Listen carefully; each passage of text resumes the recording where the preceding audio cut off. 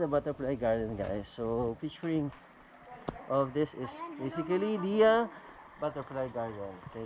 So sir, wag mo siya ano kasi magbawal labas ng butterfly. So here we pictures the butterflies and other animals and insects that they are keeping it here sa butterfly garden.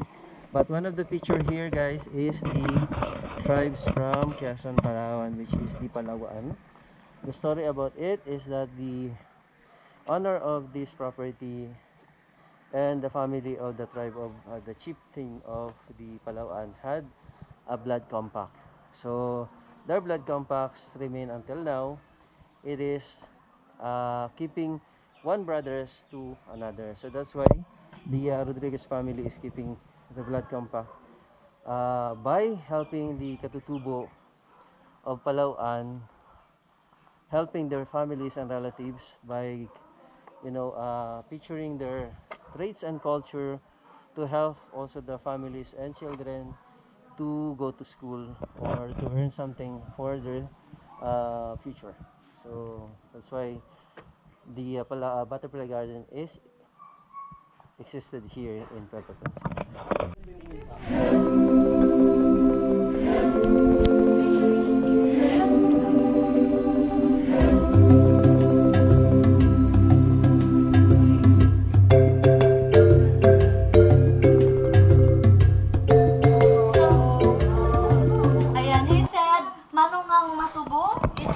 Good morning. So sila po, they are all full-blooded native that belongs to the tribe of Palaw'an. So ma'am, sila po ay nandito. They are here to sell their products as well as to share parts of their culture. So they are one of the indigenous group of people that have been living in this island for thousands of years. So if you know the Tabunman or caveman, they are the possible descendants. Okay? So some of them stays here for 2 weeks or 1 month. Yung iba, others are just 1 or 2 days. And after that, they will go back to the mountain. And another family seatmates. Okay, pass lang po. You can actually Ayan, so smell it. this one, he is showing us one of the very important traditional product of the tribe. Hindi siya tawas, ma'am. Bagtik. It's a sap or dagta ng puno. This is called bagtik. So bagtik, it came from almasiga tree that grows only in higher elevation. So ma'am, ito po ay sticky liquid at first and it became solid after 2 weeks or 1 month. So when it turns solid, it is the perfect time for them to harvest. And then they will sell it in the lowland. Binibenta nila sa baba ng bundok. So the purpose of this sap, this is the main ingredient in making varnish, paints, fiberglass, nail polish, and other related products. So yung mga cutics nyo, may halong ganito. Okay, this is their native bag, which is called bakid. So they use it to carry their products, and when it is full, they simply tied it up so the products won't fall. In English, bucket? So they have head support to carry more weight. Okay, so they can carry 30 up to 50 kilos from up to down in the mountain because the bag is durable, made of rattan. Pabiri na, basal. So this is their native drum, which is called gimbal. So gimbal po, it's made of hollow wood that they carve. Inukit nila yung kahoy. On top, it's covered with animal skin. It's a cow skin. And at the back, ma'am, sir, ay mga man pala. They have Excuse me po. gong or agong. Ay, sir pala. Sige, gong. Ayan, so ma'am, sir, when the sound of gong echoes in the mountain, they believe that they can communicate with the spirit of their ancestors. They have the smaller one, which is called sanang. So yan po, those are 100 years old musical instruments. So it's handed down by their great-great-grandfather, and they passed generation to generation. So they are going to play the music they call basal. So basal is the set of those instruments.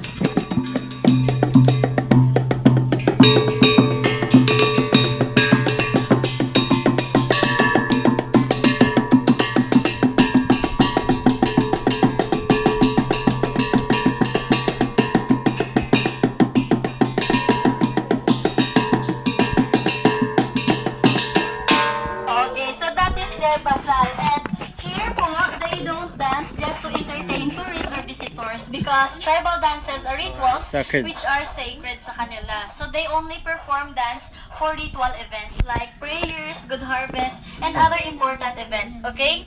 So, by the way po, they have also their guitar. Before the arrival of modern guitars, before those 6 strings, the Palaw'an tribe had already their 2-string native guitar. So, gitara nila. One of the first guitar in the Philippines. They call that kujapi or kudlungan. So, the music that they will share to us is called bogit. Bogit means bird song.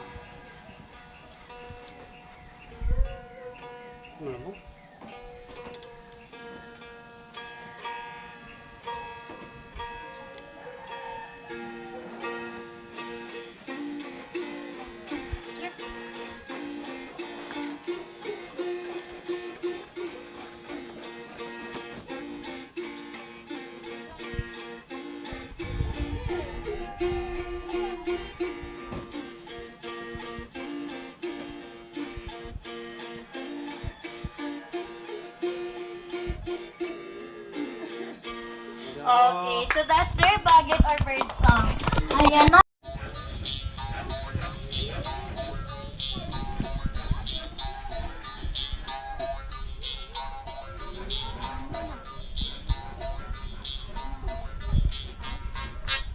To share us their hunting tools.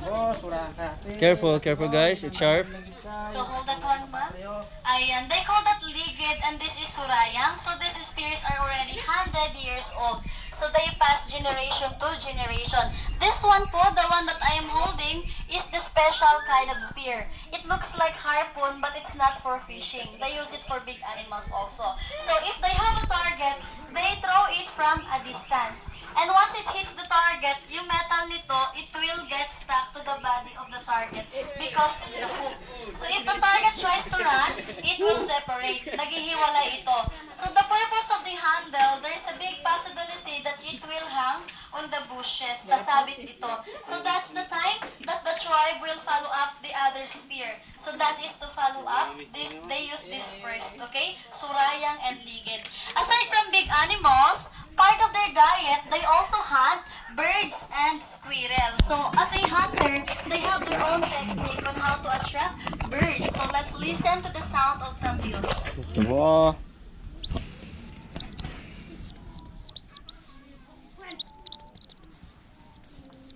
So, the one that we use, it is called tampios, made of a small bamboo, and by using that, they can imitate the sound of bird and squirrel. And that's the time that they are going to prepare blow dart or blowgun. Yung hawak po nilang mahabang bamboo. Wow. So the target will be the drawing pig on the board.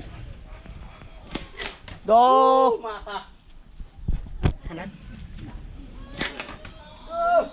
Sambat.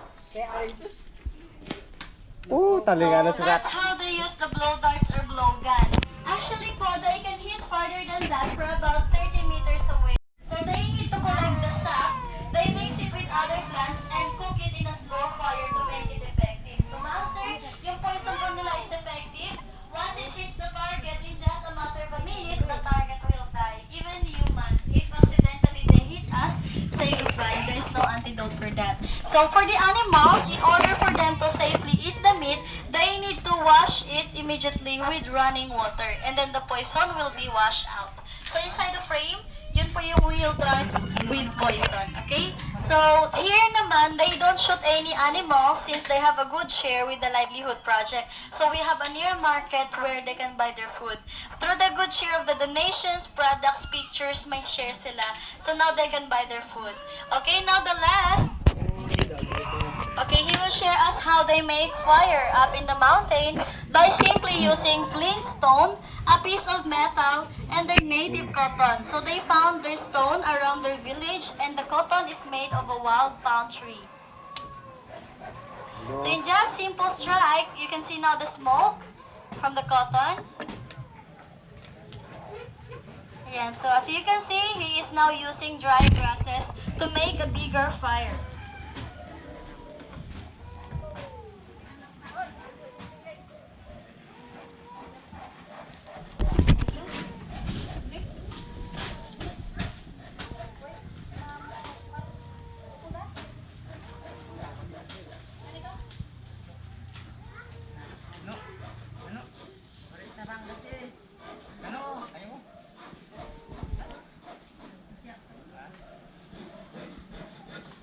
With proper techniques, di ba? Ang hirap kaya magpa-upoy ng ganyan. So that process is what they call santikan. And this is their torch or light of the tribe during night. So ito yung ilaw nila. So ma'am sir, 1 foot of the torch can last 3 up to 5 nights, or it depends on how they use it. So inside of this is a sap of a tree, dagta po ng puno, and they just cover it with dry leaves. They believe po that the smoke of this can drive away bad spirit or bad lucks. And also, they use it also to treat some illness katulad ng headache and stomach ache. Okay, if you can smell the smoke po, it smells like an incense. There's aroma essence wherein people Incense, like, for you know, aromatherapy. So, we use for Catholic in the church. Incenso in other word.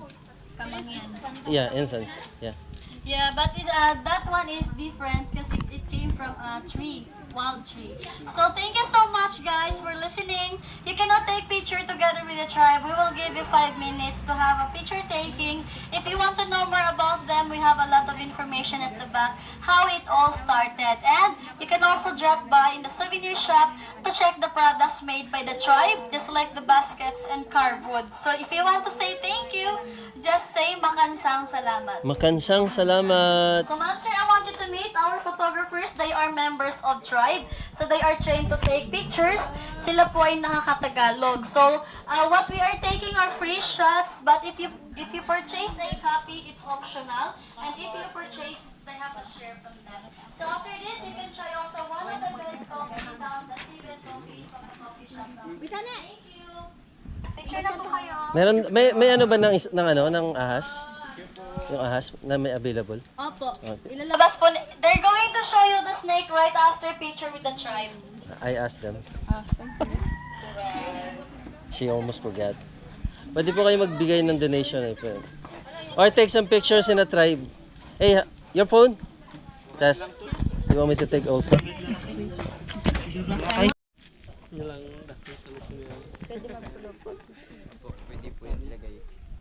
You're in the center. You go in the center. Yeah.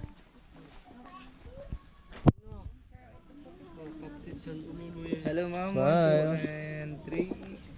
Look at the camera here. Okay. Okay, 1, 2.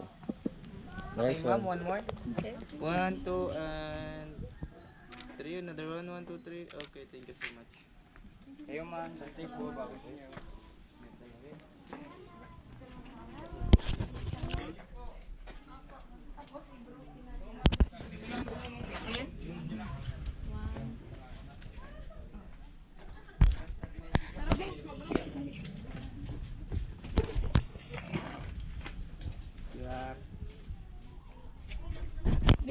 Blood compact. Chest here, and then they drink it. They exchange blood.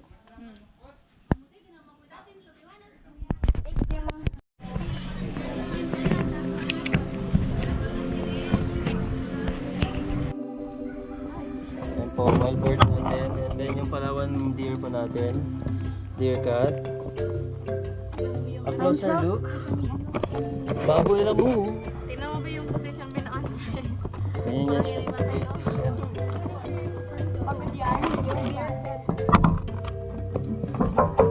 So the deer cat is actually nocturnal, so they're not active in the daytime. It's only at nighttime.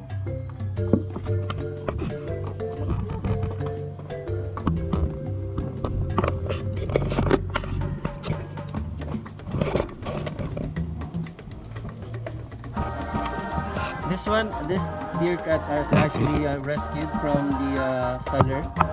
They were selling this when there are cubs, and they were actually rescued by some people and then brought it here, and they're keeping it here for probably a long time. This one is endemic in Palawan.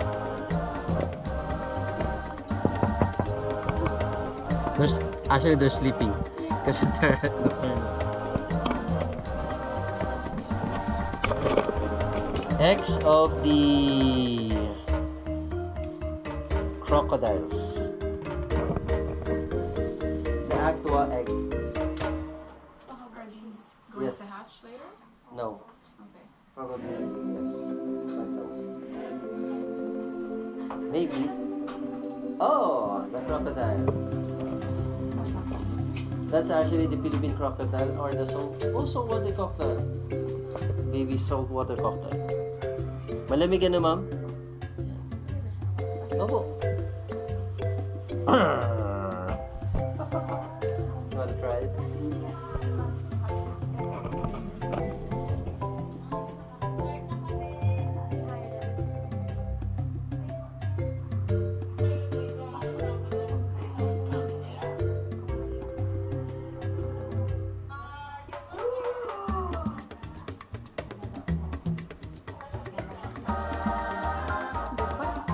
Yeah.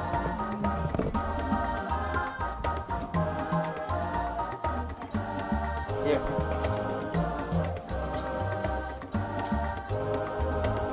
I'm gonna do it for you.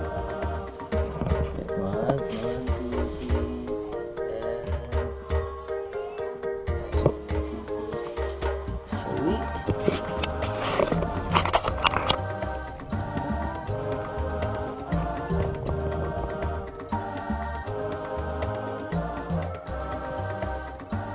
Exit over here.